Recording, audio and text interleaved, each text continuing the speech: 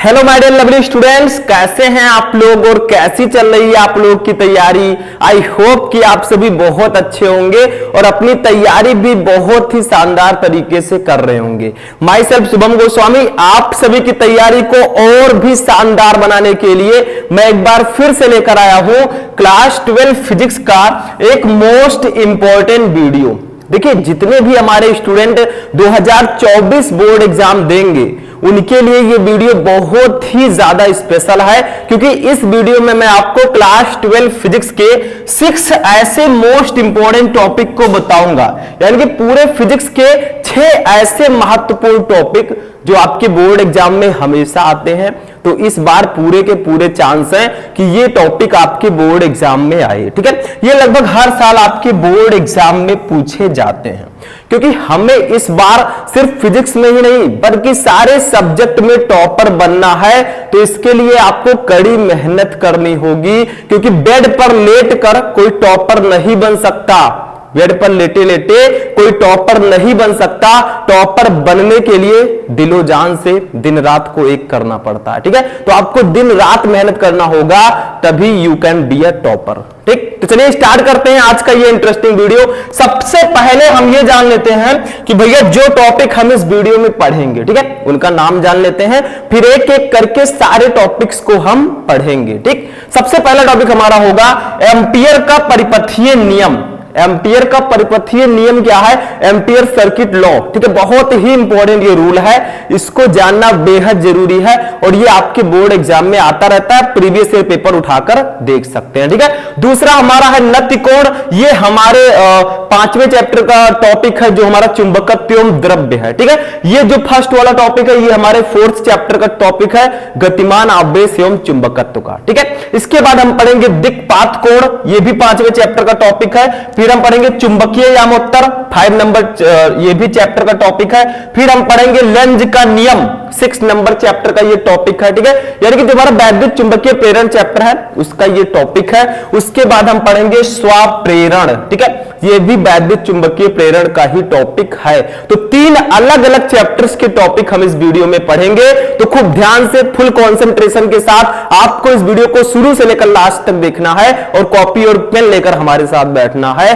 क्योंकि अब की बार हमें बोर्ड एग्जाम में आग लगाना है। तो चलिए एक एक टॉपिक को हम स्टार्ट करते हैं। सबसे पहले हम पढ़ेंगे फर्स्ट टॉपिक को।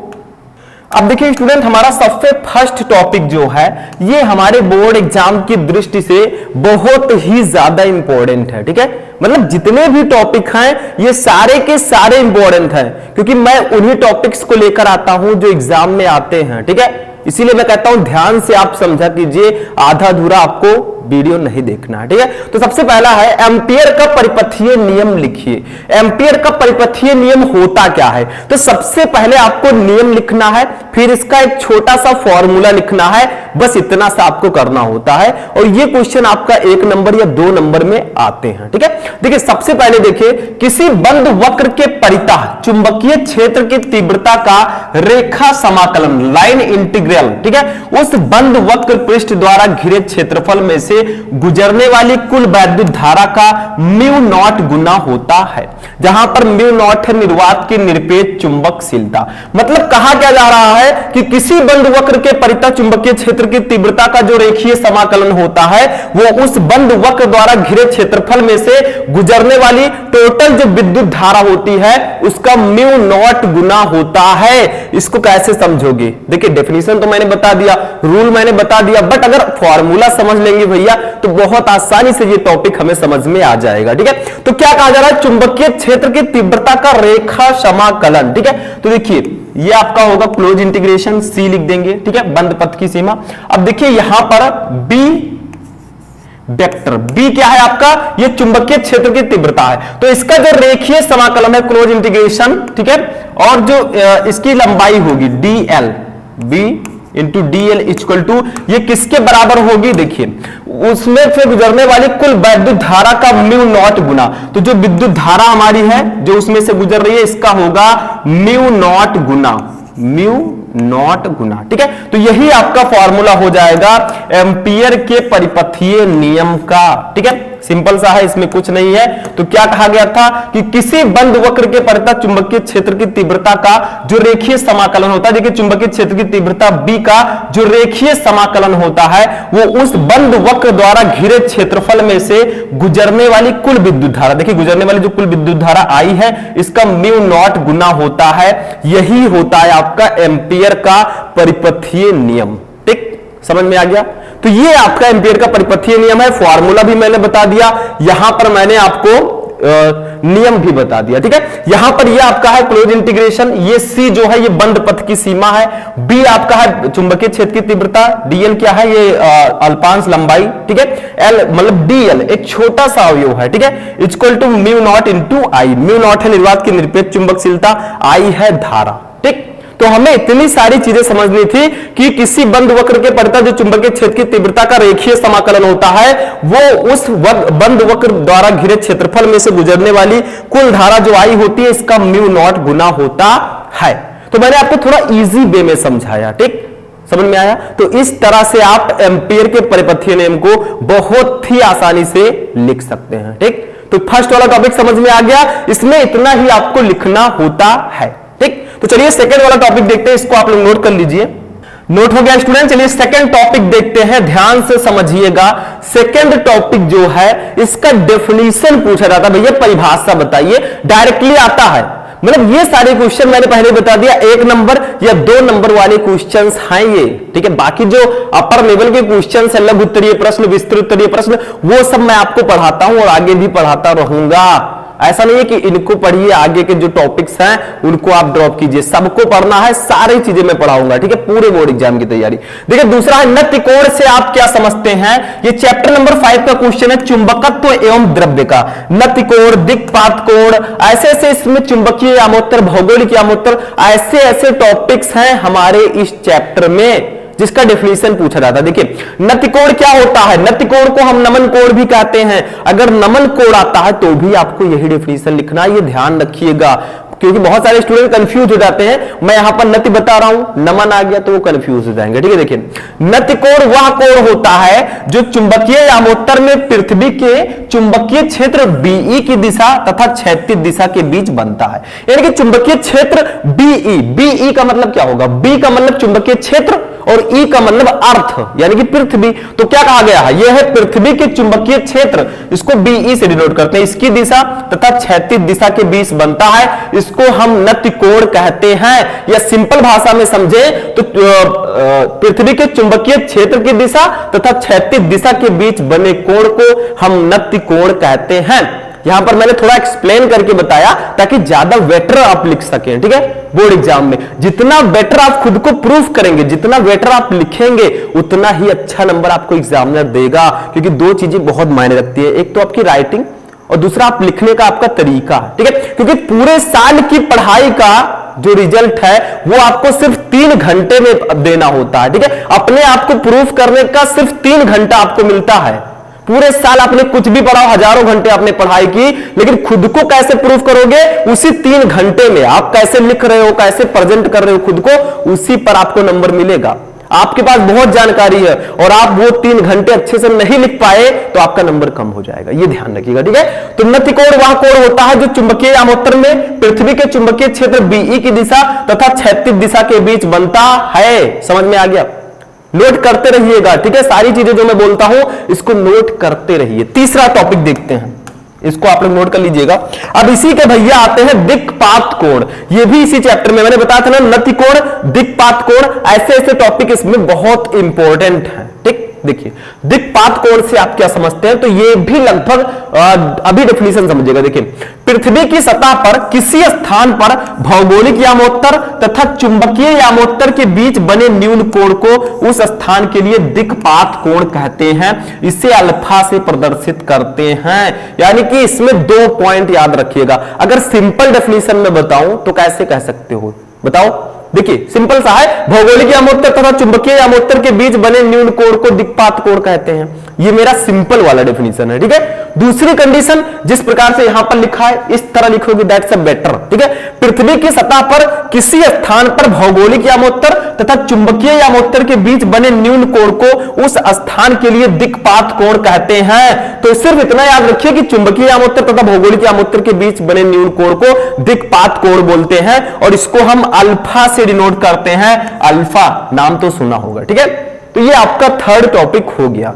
ये सारे टॉपिक्स आप चाहे एक नोट्स बनाकर रख लीजिएगा, और बहुत सारे स्टूडेंट, मैंने पहले भी बताया है, अगर सारी चीजों का नोट्स चाहिए तो आप हमारा ऐप डाउनलोड कर सकते हैं शुभम लेक्चरर, वहां पर आपको सारे नोट्स प्रोवाइड कराए जाएंगे। तो शुभम लेक्चरर प्ले स्टोर पे जाके डाउनलोड कर लो, वहां पर मेरा कॉन्टेक्ट नंबर भी मिलेगा। किसी भी प्रकार की हेल्प आपको चाहिए तो आप मुझे व्हाट्सएप पर कॉन्टेक्ट भी कर सकते हैं, ठीक है।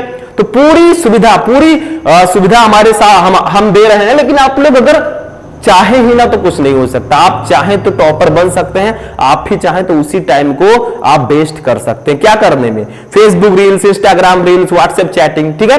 तो ये सब करना बंद कर दीजिए, बोर्ड एग्जाम के बाद करेंगे तो ठीक रहेगा। लेकिन अभी अपने आपका मेन टारगेट, मेन फोकस अपनी पढ़ाई पर होना चाहिए, क्योंकि ये बोर्ड एग्जाम है। ये 8वीं 9वीं और उसके बाद में 11वीं वाली पढ़ाई नहीं है, ठीक है। ये बोर्ड एग्जाम है, इसमें खुद को प्रेजेंट करना होगा।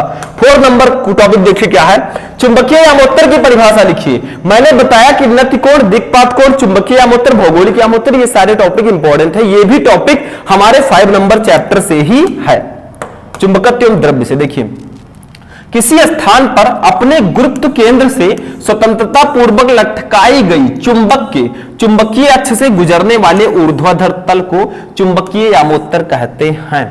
अब ये डेफिनेशन भैया थोड़ा सा लग रहा है कि याद करने में प्रॉब्लम होगा, ठीक है, लेकिन कुछ नहीं। देखिए एक बार फिर से समझिए, समझने का तरीका देखिए। किसी स्थान पर, कोई स्थान है, उस पर अपने गुरुत्व केंद्र से स्वतंत्रता पूर्वक लटकाई गई चुंबक, मान लीजिए कोई स्थान है, उस पर हम स्वतंत्रता पूर्वक चुंबक लटका दें, ठीक है। तो इस चुंबक के चुंबकीय अक्ष से गुजरने वाले जो ऊर्ध्वाधर तल होता है, इसको हम चुंबकीय यामोत्तर कहते हैं। यानी कि मान लीजिए हमने कोई चुंबक लटका दिया, इसके ऊर्ध्वाधर, ठीक है, इसके लटकाए गए चुंबक के चुंबकीय अक्ष से गुजरने वाले ऊर्ध्वाधर तल को ही हम चुंबकीय यामोत्तर कहते हैं।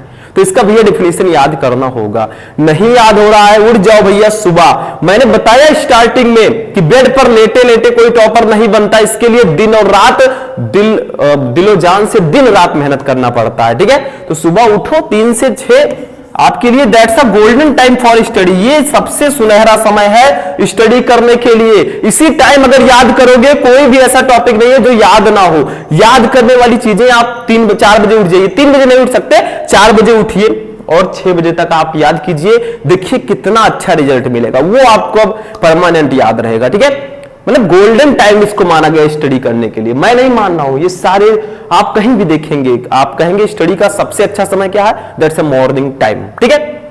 नेक्स्ट टॉपिक देखिए, 5 नंबर टॉपिक, ये हमारा वैद्युत चुंबकीय प्रेरण चैप्टर का टॉपिक है, ठीक है। और ये भी बहुत इंपॉर्टेंट टॉपिक है। देखिए क्या है, वैद्युत चुंबकीय प्रेरण का लेंज का नियम क्या है, व्हाट इज लेंज लॉ, ठीक है। तो ये भी बहुत इंपॉर्टेंट टॉपिक है, लेंज का नियम, ठीक। जैसे फिजिक्स में हमारे फर्स्ट चैप्टर में कूलाम का नियम है ना, वैसे ही हमारे इस चैप्टर में लेंज का नियम है, एम्पेयर के परिपथीय नियम की तरह, ठीक है। देखिए सिंपल सा है, देखिए ध्यान दीजिएगा, इसमें डेफिनेशंस पूछी जाती है, इसमें नियम पूछे जाते हैं, वो नियम आपको याद रखना है, ठीक। देखिए क्या है, किसी परिपथ में प्रेरित विद्युत वाहक बल अथवा प्रेरित धारा की दिशा सदैव ऐसी होती है कि यह उस कारण का विरोध करती है जिससे वह स्वयं उत्पन्न होती है। यानी कि सिंपल सा है, कुछ है नहीं, कोई परिपथ है, इसमें जो प्रेरित विद्युत वाहक बल E होगी और जो प्रेरित धारा I होगी, इसकी दिशा सदैव ऐसी होती है कि यह उसी कारण का विरोध करती है जिससे वह स्वयं उत्पन्न होती है। जिसने उसे जन्म दिया, जिससे वो उत्पन्न हुई,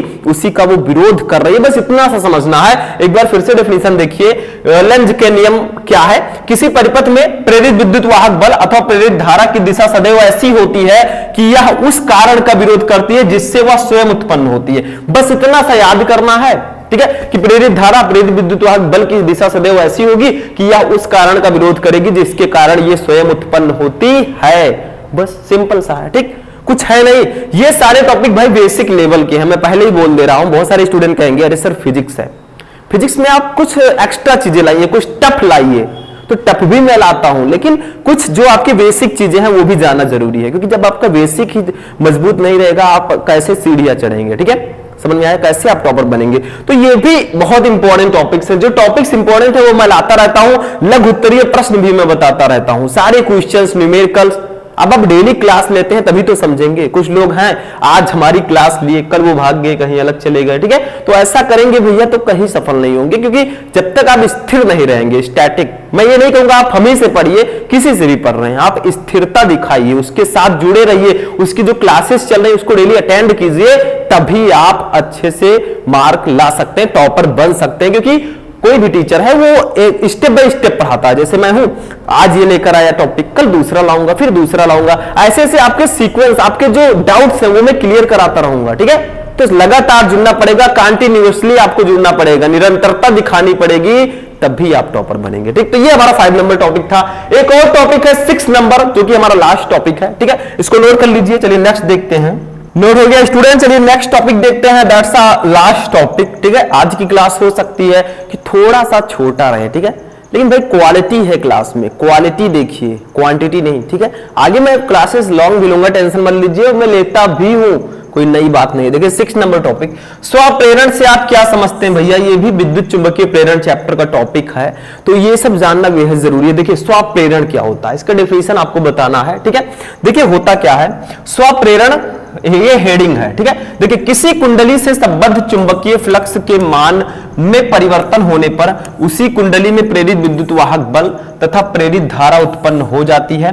इसी घटना को हम स्वप्रेरण कहते हैं, सेल्फ इंडक्शन। ठीक है, तो देखिए क्या कहा गया, कोई कुंडली है तो किसी कुंडली से संबद्ध चुंबकीय फ्लक्स, देखिए कुंडली में क्या होंगे, बहुत सारे फ्लक्स होंगे। ठीक है, चुंबकीय फ्लक्स होंगे, तो किसी कुंडली से संबद्ध चुंबकीय फ्लक्स के मान में परिवर्तन होने पर, यानी कि हम कोई कुंडली है इससे संबद्ध जो चुंबकीय फ्लक्स है उसके मान में परिवर्तन करें, चेंजेस करें, तो होता क्या है, उस कुंडली में प्रेरित विद्युत वाहक बल तथा प्रेरित धारा उत्पन्न हो जाती है। इस घटना को ही हम स्वप्रेरण कहते हैं। अपनी भाषा में मैं बताऊं तो कोई कुंडली है, ठीक है, उसमें बहुत सारे चुंबकीय फ्लक्स होंगे। अगर हम उन चुंबकीय फ्लक्स के में परिवर्तन करें, ठीक है, तो उसमें प्रेरित विद्युत वाहक बल और प्रेरित विद्युत धारा उत्पन्न हो जाती है। इसी घटना को हम स्वप्रेरण कहते हैं। ठीक है, बस हो गया। तो यही था आपका स्वप्रेरण। एक टॉपिक और आता है कि स्वप्रेरण गुणांक का बीमा लिखिए, तो ये टॉपिक आता है, इसको मैं बता देता हूं यहां पे। ठीक है, नीचे स्वप्रेरण गुणांक का देखिए, स्वप्रेरण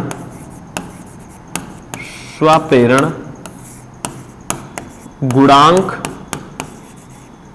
का विमीय सूत्र ऐसा आता है कि भैया स्वप्रेरण गुणांक का विमीय सूत्र लिखिए। मैंने देखा है कि इसके साथ भी आ जाता है कि स्वप्रेरण से आप क्या समझते हैं, स्वप्रेरण गुणांक का विमीय सूत्र लिखिए। ठीक है, 1 नंबर को 2 नंबर वाला क्वेश्चन बनाने में हमारे जो एग्जामिनर्स हैं वो आगे हैं। तो देखिए इसका सूत्र होता है, इसका विमीय सूत्र ml2 t के पावर -2। ठीक है, देखिए ml2 t के पावर -2 a के पावर -2। ठीक है, ये आपका होता है स्वप्रेरण गुणांक का विमीय सूत्र। ठीक है, तो ये हमारा था स्वप्रेरण गुणांक। स्वप्रेरण मैंने आपको बताया क्या होता है, उसके बाद स्वप्रेरण गुणांक का विमीय सूत्र जो होता है ml2 t के पावर -2 a के पावर -2। ठीक, ये होता है डायमेंशनल फॉर्मूला। तो ये हमारा था last topic, 6 number topic. I hope कि आपको जो ये 6 टॉपिक थे बहुत अच्छे से समझ में आ चुके होंगे। देखिए इसमें मैं टॉपिक्स लेकर आया था कि जो टॉपिक आपकी बोर्ड एग्जाम की दृष्टि से इंपॉर्टेंट है वो आप जान सके। ठीक है, तो आज की ये क्लास हमारी यहीं पर फिनिश होती है। कल हम नेक्स्ट क्लास में मिलेंगे नेक्स्ट वीडियो के साथ। तब तक आप लोग अपनी तैयारी करते रहें और इस वीडियो को आप लोग ज्यादा से ज्यादा लाइक करें, चैनल पर नए चैनल को भी सब्सक्राइब कर लें। तो चलिए मिलते हैं नेक्स्ट वीडियो में नेक्स्ट टॉपिक के साथ, तब तक के लिए जय हिंद।